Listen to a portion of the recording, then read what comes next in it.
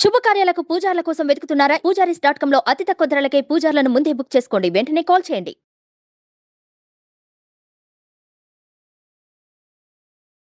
ఓం శ్రీ గురుభ్యో నమః. శ్రీ మహాగణాధిపతయే నమః. శ్రీమాత్రే నమః. కర్కటే పూర్వఫల్గుణ్యాం తులసీకాననోద్భవాం పాండ్యే విశ్వంభరాం గోదాం వందే శ్రీరంగనాయకీం.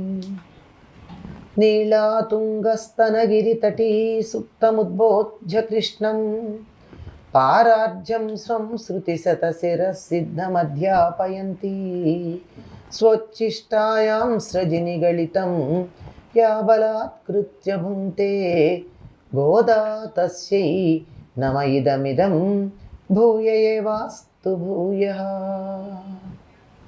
శ్రీ భూనీలా సమేత గోదా రంగనాథ స్వామినే నమః.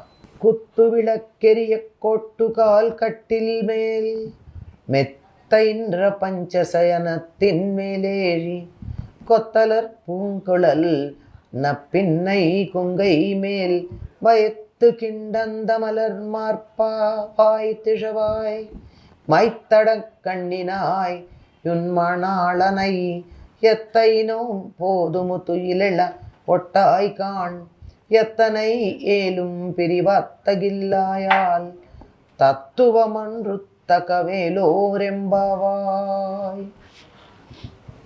గోదాదేవి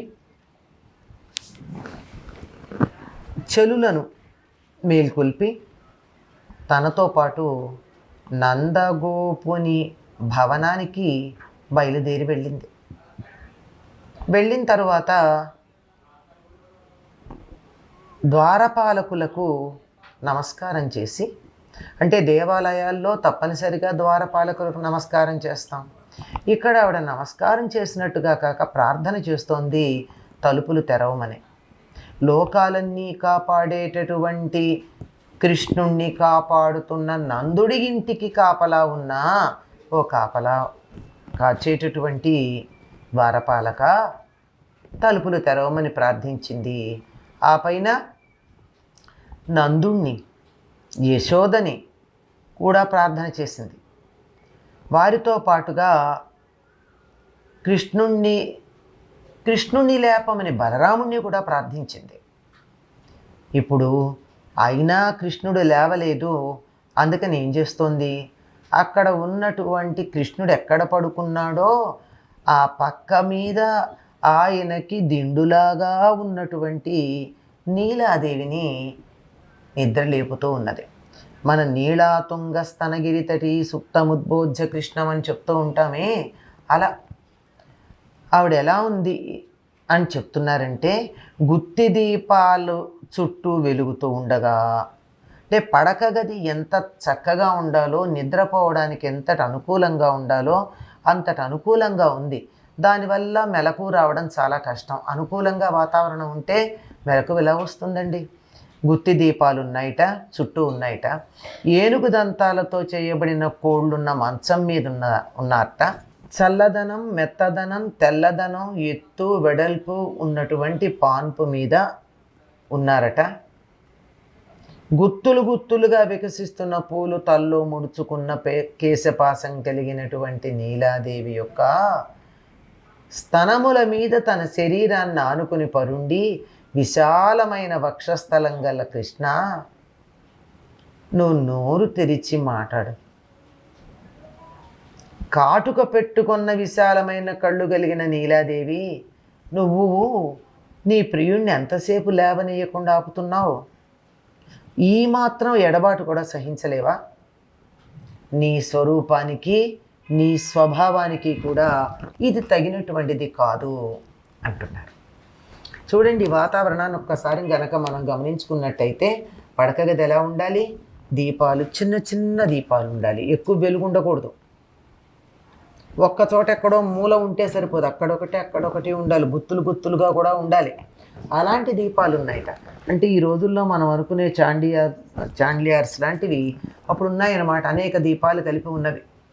అవి ఉండి ఇంకా ఆ మంచం ఎలా ఉంది అని చెప్తున్నారు.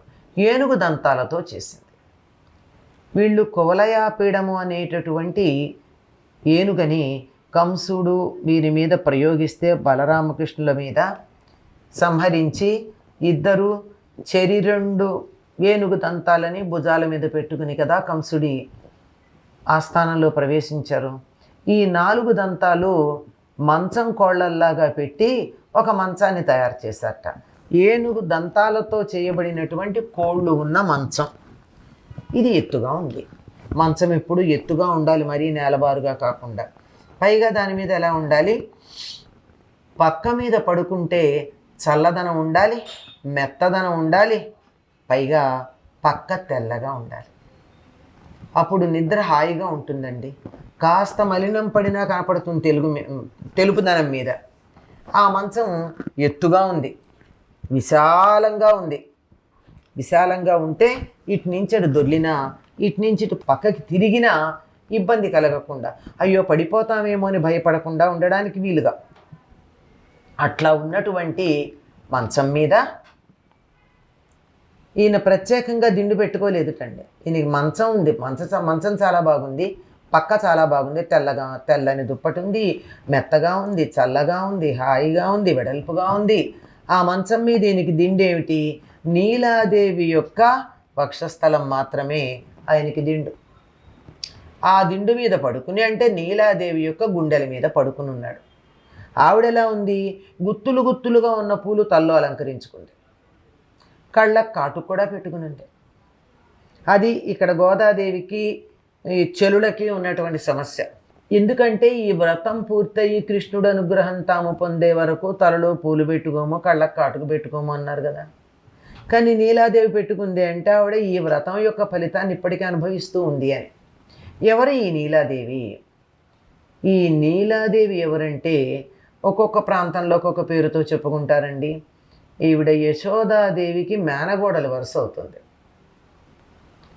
ఆ యశోదాదేవి ఈవిడ నాగ్నజితి అని కూడా అంటారు కొన్ని సంప్రదాయాల్లో. అసలు మనకి చాలా గ్రంథాల్లో నీలాదేవి ప్రత్యేకంగా కనపడదు. ఈవిడ్ని నప్పిన అని కొన్ని సంప్రదాయాల్లో పిలుస్తారు. ఈవిడే రాధ అని ఉత్తర దేశంలో వాళ్ళు అంటారు. పేర్లు వేరుగా ఉన్న యశోదాదేవికి మేనగోడలి వరుస అవుతుంది. ఈవిడ మేనగోడలే గనక యశోదకు ముద్దే. ఆవిడ వచ్చినప్పుడు వీళ్ళింట్లో చనువుగా ఉండను ఉంటుంది. ఆ నీలాదేవి యొక్క గుండెల మీద తల పెట్టుకుని పడుకుని ఉన్నాడట ఈయన. మరి నీలాదేవి కూడా ఆయన్ని కదలనీయటలేదు. ఎందుకంటే ఆవిడ వీరు చేసిన వ్రతం ఏదైతే ఉందో, తల్లో పూలు పెట్టుకోము, ఏదో కంటికి కాటికి పెట్టుకోము, పాలున్నాం నెయ్యున్నాం అని చాలా చెప్పుకున్నారు కదా నియమాలు. అలాంటివన్నీ ఆవిడకి ఏం వర్తించవు. ఎందుకంటే ఆ వ్రత ఫలితం అప్పటికే పొందుంది.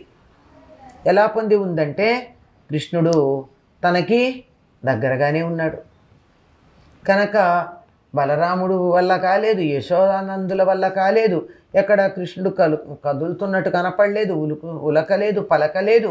అందువల్ల గోదాదేవి ఏం చేస్తోంది, నీలాదేవితో కలిసి ఉన్నాడనమాట. ఆవిడ్ని అడుగుదాం లేపమని. ఏమ్మా నీలా, కృష్ణుణ్ణి వదిలిపెట్టి ఉండలేకపోతున్నావా? ఎంతసేపు అలా లేవనీయకుండా అతన్ని నీ దగ్గరే పెట్టుకుంటావు? నీ గుండెల మీద పడుకున్నాడు కదా అని అక్కడే ఉంచుతావా? ఎడబాటు అంతగా ఓర్చుకోలేకుండా ఉన్నావా? మేము ఎదురు చూస్తున్నామే. నీ స్వరూపానికి నీ స్వభావానికి తగి ఉండదు. అంటే నీలాదేవి చాలా అందంగా ఉంటుంది. ఇంత అందమైన మనిషి ఇలాంటి ఇబ్బందికరమైన పని చేస్తుందా? ఇతరులకు ఇబ్బంది కలిగించేది నీ స్వరూపానికి సరిపోదు, అసలు నీ స్వభావానికి అసలే సరిపోదు. నువ్వు పరమ దయాస్వరూపిణివి. అంత దయ కలిగినటువంటి నువ్వు మేము ఇక్కడ ఎదురు చూస్తున్నాము అంటే కృష్ణుణ్ణి మా కోసం పంపించకుండా నిర్బంధించి ఆపడం అన్నది నీ దయాగుణానికి విరుద్ధమైనటువంటిది. కనుక ఓ దయ కలిగినటువంటి నీలాదేవి, కృష్ణుణ్ణి దర్శించుకోవడానికి వచ్చినటువంటి మాకు దర్శనం కలిగించేట్టుగా అనుగ్రహించవలసింది, లేపి పంపవలసింది అని చెప్పి గోదాదేవి నీలాదేవిని కూడా చెరులతో కలిసి ప్రార్థన చేస్తూ ఉన్నది. స్వచ్చిష్టమాలికా బంధగంధబంధురజిష్ణవే విష్ణు చిత్తతనూజాయై గోదాయై నిత్యమంగళం. స్వస్తి.